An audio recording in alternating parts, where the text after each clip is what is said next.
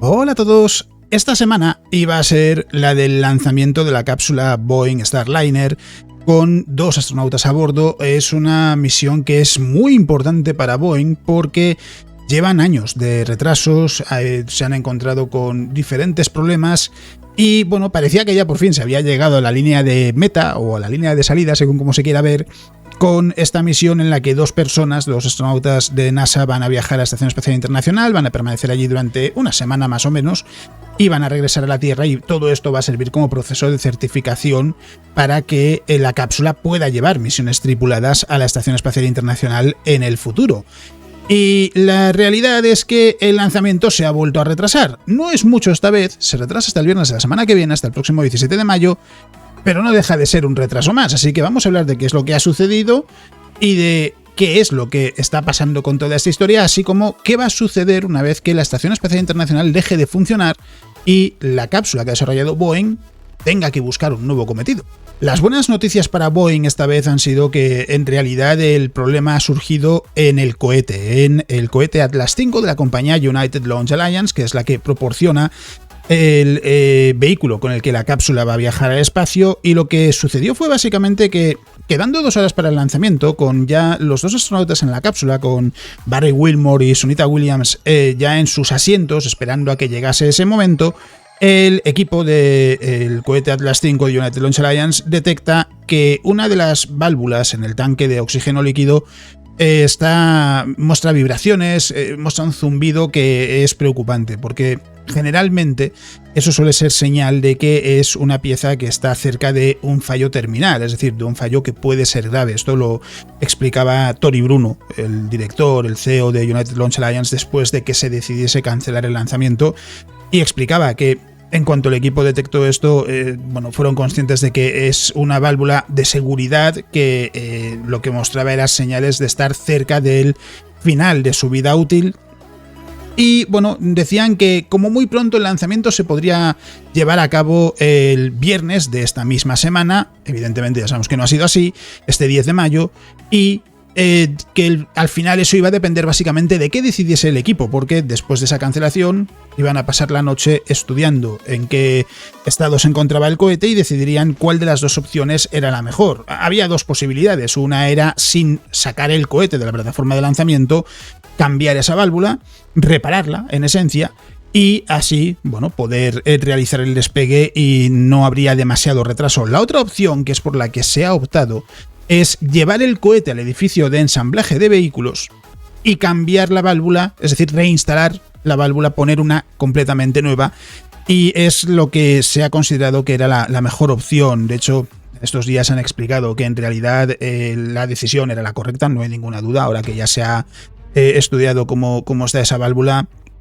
Lo que decían era que era un riesgo muy, muy grave, por eso evidentemente se cancela el lanzamiento, que en ningún momento ha habido peligro alguno para la tripulación. La cápsula Boeing Starliner está en perfecto estado, sus sistemas funcionan bien y Barry Wilmore y Sunita Williams en ningún momento estuvieron en peligro. Así que la decisión fue cambiar esa válvula y repetir este lanzamiento el próximo viernes 17 de mayo. No han dado todavía más datos sobre a qué hora se realizará ese lanzamiento, pero lo importante aquí es que para Boeing, es un pequeño varapalo, sí, es cierto, porque es otro retraso más, pero es de unos días, y además esta vez no está relacionado con su cápsula, que ha tenido unos cuantos sobresaltos, porque en el primer vuelo de prueba, sin tripulación, naturalmente, la cápsula no logró llegar a la Estación Espacial Internacional. Un fallo en su software hizo que no pudiese realizar esa aproximación de manera automática y hubo que enviarla de vuelta a la Tierra. Y el regreso fue más bien complicado, hubo que controlar la cápsula desde control de emisión en tierra, porque decían que si no se hubiera perdido la cápsula, es decir, hubiera sido destruida o se hubiera perdido en espacio. Es verdad que no me queda claro cuál de las 2 posibilidades era la que decían, que hubiese quedado en órbita y hubiese reentrado en algún momento en el futuro, o que hubiese reentrado de una manera descontrolada. Y en el segundo vuelo, la cápsula consiguió llegar a la estación, no hubo problemas, pero en el regreso, el sistema de paracaídas que utiliza la cápsula para aterrizar en el oeste de Estados Unidos no aterriza sobre el mar como la cápsula Crew Dragon, sino que lo hace sobre suelo sólido, sobre superficie sólida, no funcionó correctamente Y además se descubrió que se estaba utilizando cinta en el interior del habitáculo donde están los astronautas, que era inflamable. Evidentemente, esto la NASA no lo consideró seguro de ninguna manera. Las dos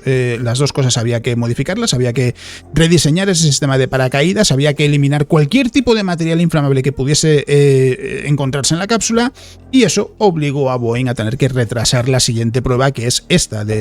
el vuelo de prueba tripulado en la que nos encontramos ahora. Claro, entre unas cosas y otras, la cápsula va con años de retraso. Además está el punto con el que Elon Musk ha hecho sangre, que es el de que la NASA le otorgó a Boeing un contrato de unos 4.600 millones de dólares, 4.800, la cifra exacta ahora mismo se me escapa cuánto es el pico, era 4.000 y pico millones de dólares, mientras que a SpaceX le dio un contrato de unos 2.600 millones de dólares, 2.700 si no recuerdo mal.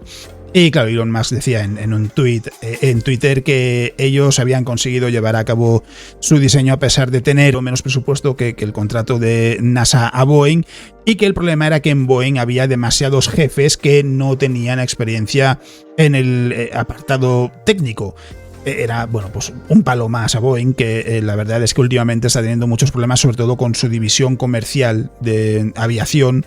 donde cada 2x3 están surgiendo problemas de seguridad que, claro, evidentemente dan una mala imagen de la compañía, y a Boeing seguramente le interesa que este lanzamiento vaya lo mejor posible, que no haya sobresaltos y que la cápsula vuelva a tierra cuanto antes, en perfecto estado, etc. La misión de Barry Wilmore y Sunita Williams, por un lado hay que tener presente que no debería ser tan arriesgada como se puede imaginar, es decir, la NASA no dejaría que sus astronautas se suban a una cápsula que ellos consideren que no es segura, eso para empezar, o sea, ahí no hay que tener ninguna duda. Evidentemente cualquier lanzamiento al espacio tiene riesgos, por supuesto, eso también es cierto. Es verdad que hoy en día ya esos riesgos son mucho más reducidos que hace incluso una década, y por supuesto que hace 2 décadas, pero evidentemente cualquier tipo de actividad así conlleva riesgos, pero en principio son riesgos muy bajos, es una posibilidad muy baja de que pueda surgir algún problema que pudiese terminar de manera trágica, pero lo que sí puede suceder es que haya imprevistos, que haya inconvenientes, que haya fallos que, sin poner la misión en peligro, no sean aceptables para una misión tripulada. Lo que van a hacer es básicamente poner a prueba los sistemas manuales de la cápsula.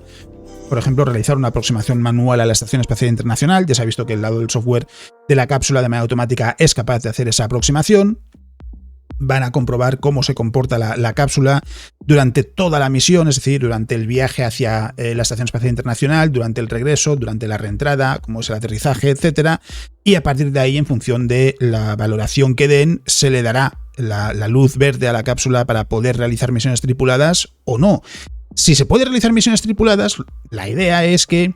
Boeing y SpaceX comiencen a alternar los lanzamientos de tripulaciones a la Estación Espacial Internacional. En vez de realizarlos todos SpaceX como hasta ahora, será uno SpaceX, otro Boeing, y irán alternando en los próximos años. Esa es la idea que tenía NASA cuando otorgó esos contratos, y parece que ahora sí estamos más cerca de que se convierta en realidad. Claro, ¿qué pasa? Que aquí hay que tener en cuenta que ahora mismo la idea, y en principio se va a llevar a cabo, es que la Estación Espacial Internacional termine su funcionamiento en 2030, es decir, en 6 años. Queda tiempo, sí, pero la cápsula, si lo pensamos, tampoco se va a utilizar tantas veces, porque ahora mismo hay 2 lanzamientos al año. Se envía una tripulación cada 6 meses a la Estación Espacial Internacional. ¿Qué va a pasar después con Crew Dragon y con Boeing Starliner? Con Boeing Starliner es quizás seguramente incluso más importante, porque Boeing ha invertido mucho dinero y mucho desarrollo, mucho esfuerzo en esta cápsula para que al final a lo mejor no se utilice demasiado. La esperanza en realidad de NASA y del sector en sí es que no solo estas cápsulas, sino otras que se desarrollen en el futuro, se utilicen para misiones tripuladas, para enviar personal a las estaciones espaciales privadas que se están desarrollando, que algunas compañías, el caso más popular es el de Axiom Space, está desarrollando una estación espacial privada que entrará en funcionamiento, se supone que a finales de esta década, en la órbita baja de la Tierra, es decir, en la misma región en la que está la Estación Espacial Internacional, y la NASA, por ejemplo, espera poder utilizar este tipo de estaciones espaciales privadas para sus propias misiones tripuladas, para los experimentos que quieran llevar en el entorno de la Tierra, en lugar de tener que llevarse una tripulación a la Luna, que también lo tendrán por el lado del programa Artemisa. Y por tanto, en principio, aunque a lo mejor en lo que es misiones a la Estación Espacial Internacional no veamos demasiada actividad, Boeing sí que tendrá la oportunidad de darle más vida a la cápsula después de que la Estación Espacial Internacional haya terminado su vida útil. Es decir, en principio no va a ser solo para unos años. Evidentemente esto va a depender de cómo se desarrolle la industria aeroespacial privada, de que esas estaciones espaciales se lancen y entren en funcionamiento, etcétera. Pero bueno, en principio hay vida más allá de la Estación Espacial Internacional, tanto para la cápsula Crew Dragon como para Boeing Starliner. Y aquí hay que hacer un inciso muy breve, pero que también es, porque es una noticia que salía hace poco respecto a cuando estoy grabando el vídeo, y es que se publicó el pasado 1 de mayo un informe por parte de un grupo sobre la cápsula Orión. La cápsula Orión es la que se utiliza en el programa Artemisa, es la que se va a utilizar en Artemisa 2 para enviar a 3 personas alrededor de la Luna.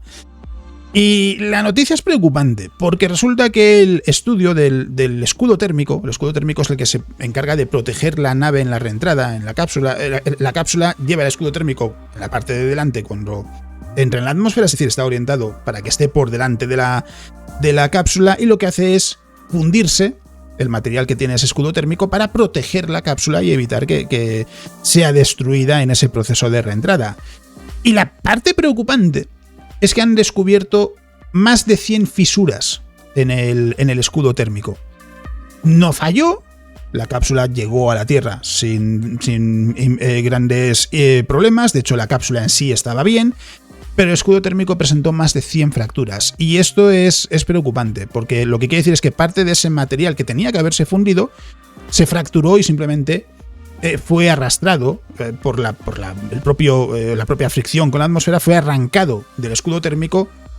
y se convirtió en una pequeña estela de restos que seguía la cápsula en su descenso. Lo que